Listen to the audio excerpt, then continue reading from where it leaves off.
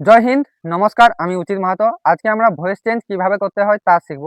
এটা হবে ভয়েস চেঞ্জের পার্ট 2 এর ভিডিও, কারণ পার্ট 1 এর ভিডিওতে আমি প্রেজেন্ট টেন্সের সম্বন্ধে বলেছি, প্রেজেন্ট টেন্সের ভয়েস চেঞ্জ সম্বন্ধে। এটা পাস্ট টেন্স এবং ফিউচার টেন্সের ভয়েস চেঞ্জ সম্বন্ধে এখন বলবো। পাস্ট ইনডেফিনাইট টেন্স বা সিম্পল পাস্ট টেন্সে থাকে, তাহলে তার ভয়েস চেঞ্জ কিভাবে করা যায়। সিম্পল পাস্ট মানে একটি ভয়েসের স্ট্রাকচার থাকবে subject plus verb in past form plus object. এটা একটি ভয়েসের প্যাসিভ ভয়েসের স্ট্রাকচার হবে সাবজেক্ট প্লাস, মানে এই অবজেক্টটা এখানে সাবজেক্ট হবে, প্লাস ওয়ার প্লাস ভার্বের পাস্ট পার্টিসিপাল ফর্ম প্লাস এই পাশে দিই প্লাস বাই প্লাস অবজেক্ট এটা প্যাসিভ ভয়েসে। এক্সাম্পল কি, যেমন হি প্লেড ক্রিকেট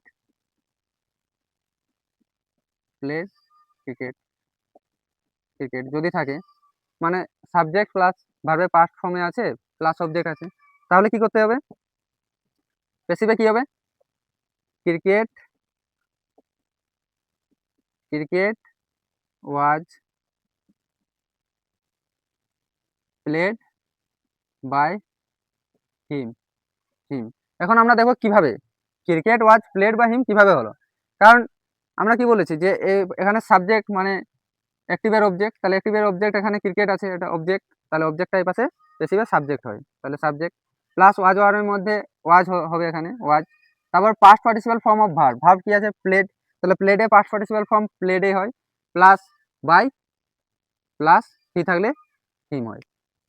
এবার আরেকটা এক্সাম্পল নিই, I I I played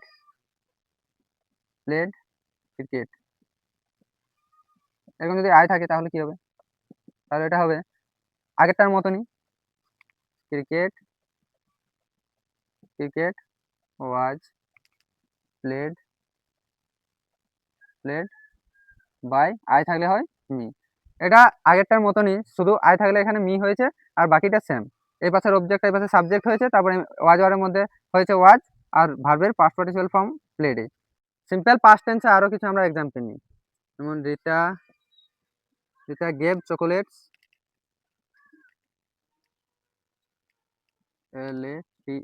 chocolates to Ram. এটা কিন্তু করার প্রসেসটা একটু সম্পূর্ণ মানে একটু আলাদা হবে। Rita gave chocolates to Ram, মানে রিতা রামকে চকোলেটস দিয়েছিল। তাহলে এটা দুভাবে করা যায়, একভাবে প্রথমে করি, রাম ওয়াজ গিভেন চকোলেটস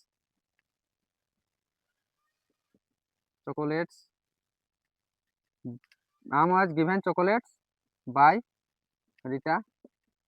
এটা কিভাবে হলো, কারণ এটাতে আমরা দেখতে পাচ্ছি দুটো অবজেক্ট, কি কি, চকোলেটস একটা অবজেক্ট, রাম একটা অবজেক্ট। তা আমরা প্রথমে রাম রাম যে অবজেক্টটা আছে সেটাকে এই পাশে সাবজেক্ট করলাম রাম, চকোলেটটা কে পেয়েছিল রাম, তাই রাম ওয়াজ গিভেন মানে রাম পেয়েছিলেন বা পেয়েছিল চকোলেট, ঠিক আছে।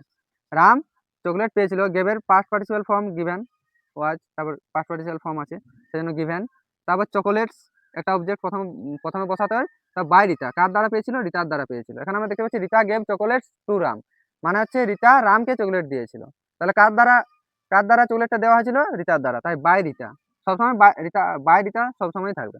আরেকভাবে অর দিয়ে করি, আরেক প্রসেসে চকোলেটস, এখন চকোলেটস অবজেক্টটাকে আমরা সাবজেক্ট করব, chocolates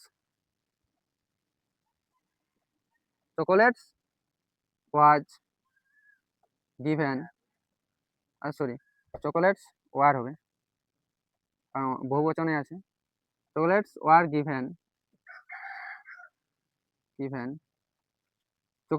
given to Ram by Rita. এবারে বলছি কিভাবে, এটা কিভাবে, আমরা প্রথমে দেখলাম যে চকোলেটটা এই পাশে সাবজেক্ট করলাম, চকোলেটটা দেওয়া হয়েছিল রামকে, কার দ্বারা, রিতার দ্বারা। এটা মানে এটাই যে চকোলেটটা দেওয়া হয়েছিল রামকে রিতার দ্বারা, সেই জন্য চকোলেটটা আগে আগে দিলাম, chocolates were given to Ram কাকে দেওয়া হয়েছিল, টুটা যোগ করা আছে সেই জন্য, যেহেতু রামকে দেওয়া হয়েছিল। চকলেট গুলো রামকে দেওয়া হয়েছিল কার দ্বারা, রিতার দ্বারা। ঠিক আছে, আশা করি বুঝতে পেরেছো। না বুঝতে পারলে কমেন্ট করবে। যতক্ষণ না কনসেপ্ট ক্লিয়ার হচ্ছে এক্সাম্পল নিতেই থাকবো। যেমন সাম স a picture, some saw a picture, মানে সাম একটি ছবি দেখেছিলেন। ঠিক আছে, এটার পেশি বয়সে কি হবে, তাহলে প্রথমে সাবজেক্ট মানে একটি বয়সের অবজেক্ট এই পাশে আনতে হবে সাবজেক্টে, পিকচার। তাহলে একটি বয়সের আমাদেরকে প্রথমে দেখতে হবে যে সাবজেক্ট কোনটা, এটা সাবজেক্ট, এটা ভার্ব আর এটা হচ্ছে অবজেক্ট। তাই অবজেক্টটা প্রথমে এই পাশে সাবজেক্ট করতে হবে, এ পিকচার। তারপর স্ট্রাকচারটা মনে রাখতে হবে যে ওয়ার আছে, এ পিকচার ওয়াজ, বহুবচন থাকলে ওয়ার হতো। তার এটা ভার্ব তাই এর পাস্ট পার্টিসিপাল ফর্ম বসাতে হবে। তাহলে seen, see present form, past form, আর সিন পাস্ট পার্টিসিপাল ফর্ম, সেটা পাস্ট পার্টিসিপাল ফর্ম হয় আমরা সবাই জানি। তাই seen, a picture was seen, তারপর by some, a picture was seen by some. আরেকটা আমরা উদাহরণ নিই, I was reading a book. I was reading a book. তাহলে এটার অবজেক্ট কি আছে, অবজেক্ট এ বুক আছে, তাহলে এ বুক, তারপর ওয়াজ বিং রিড, রিড গঠন একই, R E A D, read. A book was being read by me, I থাকলে মি হয়, a book was being read by me. কোনো সেন্টেন্স যদি পাস্ট পারফেক্ট টেন্সে থাকে তাহলে সেটা আমরা ভয়েস চেঞ্জ কিভাবে করব, তাহলে পাস্ট পারফেক্ট টেন্সের একটি ভয়েসের রুল কি, স্ট্রাকচার কি, সাবজেক্ট প্লাস হ্যাড প্লাস ভার্বের পাস্ট পার্টিসিপাল ফর্ম মানে ভিতরি ফর্ম প্লাস অবজেক্ট থাকবে, প্লাস অবজেক্ট। পাস্ট পারফেক্ট টেন্সের স্ট্রাকচার এটা। প্যাসিভ ভয়েসে কি হবে, এখানে অবজেক্টটা এবার সাবজেক্ট হবে, সাবজেক্ট প্লাস হ্যাড থাকবে প্লাস বিন প্লাস ভার্বের third form plus by plus object. ঠিক আছে, উদাহরণ নিই, 1 নম্বর উদাহরণ, he had played football, he had played football, এটার প্যাসিভ ভয়েসে কি হবে, তাহলে অবজেক্ট কি আছে, অবজেক্ট ফুটবল আছে, তাহলে অবজেক্ট টাইপের সাবজেক্ট হবে, ফুটবল হ্যাড হবে, তারপর হ্যাড যেহেতু হ্যাড বিন, ফুটবল হ্যাড বিন, এটা ভার্বের থার্ড ফর্ম আছে, তাহলে এটা প্লেডেই হবে, PLAYED, প্লেড বাই হি থাকলে ভয়েস চেঞ্জে কি হয়, হিম, তাহলে এখানে বলছে যে হি হ্যাড প্লেড ফুটবল, সে ফুটবল খেলেছিল, তাহলে football had been played by him. এটা বলছেন কি হবে, প্রথমে অবজেক্টটা সাবজেক্ট হলো, তারপর হ্যাড, তারপর স্ট্রাকচার অনুযায়ী বিন প্লাস ভাবে third form plus by plus. আরো আরো আমরা এক্সাম্পল নেব, যেমন আই হ্যাড সাং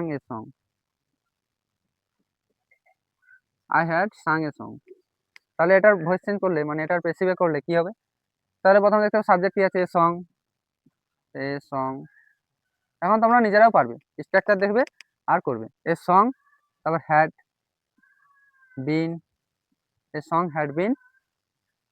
ভাবে থার্ড ফর্ম কি, সাং বাই আই থাকলে মি হয়, by me, a song had been sung by me. এখনো বলে দিচ্ছি, যারা যারা পার্ট 1 ভিডিওটা দেখোনি, পার্ট 1 ভয়েস চেঞ্জের ভিডিওটা, তারা তাড়াতাড়ি গিয়ে পার্ট 1 ভিডিওটা দেখে নাও, কারণ পার্ট 1 ভিডিওতে বেসিকটা ক্লিয়ার করা হয়েছে, ভয়েস চেঞ্জের বেসিক এবং প্রেজেন্ট টেন্সের সম্বন্ধে আছে। এখন আমরা ফিউচার ইনডিফিনাইট টেন্সের ভয়েস চেঞ্জ কিভাবে হয় তা দেখবো। ফিউচার ইনডিফিনাইট টেন্সে একটি ভয়েসের স্ট্রাকচার হয় subject plus shall will plus verb, ভার্বের প্রেজেন্ট ফর্ম মানে V1, ঠিক আছে, প্লাস অবজেক্ট। পেসিভ ভয়েসের স্ট্রাকচার কি হবে? Subject plus shall will plus be, shall will plus be plus ভার্বের পাস্ট পার্টিসিপাল ফর্ম মানে V3 ফর্ম প্লাস অবজেক্ট। এখন আমরা এক্সাম্পল নিয়ে দেখি। একটি ভয়েসের এক্সাম্পল, আই শ্যাল কি দেবো, I shall Singh a song, I shall Singh a song. এটা ভয়েস চেঞ্জ করলে কি হবে? প্রথমে অবজেক্টটা সাবজেক্ট করতে হবে, অবজেক্টটা কি আছে, এ সং আছে, এ সং, তাহলে এটাকে সাবজেক্ট করতে হবে, তাহলে এ সং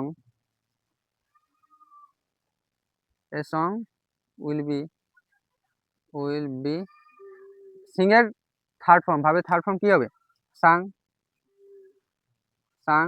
বাই আই থাকলে মি হয়, a song will be sung by me. আরো উদাহরণ নিই, হি উইল